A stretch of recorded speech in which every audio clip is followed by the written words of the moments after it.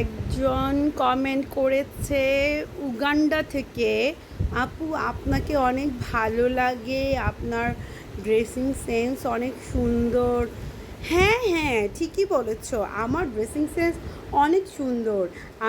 বাংলাদেশের মেয়েরা অনেক খ্যাত, বুঝতে পেরেছো? ওরা ওদের ড্রেসিং সেন্স নাই, ওরা কিসের সাথে যে কী পরে। আমার ড্রেসিং সেন্স অনেক সুন্দর। আমি যে কেন বাংলাদেশের জন্য, উফ, গলাটা বারবার নেমে যাচ্ছে। আমার উফ, দেখো না গলাটা নেমে যাচ্ছে। আমার ড্রেসিং সেন্স অনেক ভালো।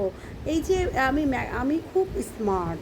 হ্যাঁ, আর বাংলাদেশের মেয়েরা সব খ্যাত। গরিব না, বড়লোক আছে, কিন্তু ওরা কিসের সাথে যে কী পরে। আমি তো উগান্ডায় জন্মগ্রহণ করছি না, তাই আমার ড্রেসিং সেন্সটা উগান্ডার মতো সুন্দর। হ্যাঁ, নিমা পরে আমি বসে থাকি, এটা আমার খুব ভাল লাগে আমার কাছে। হ্যাঁ, আমি অনেক স্মার্ট।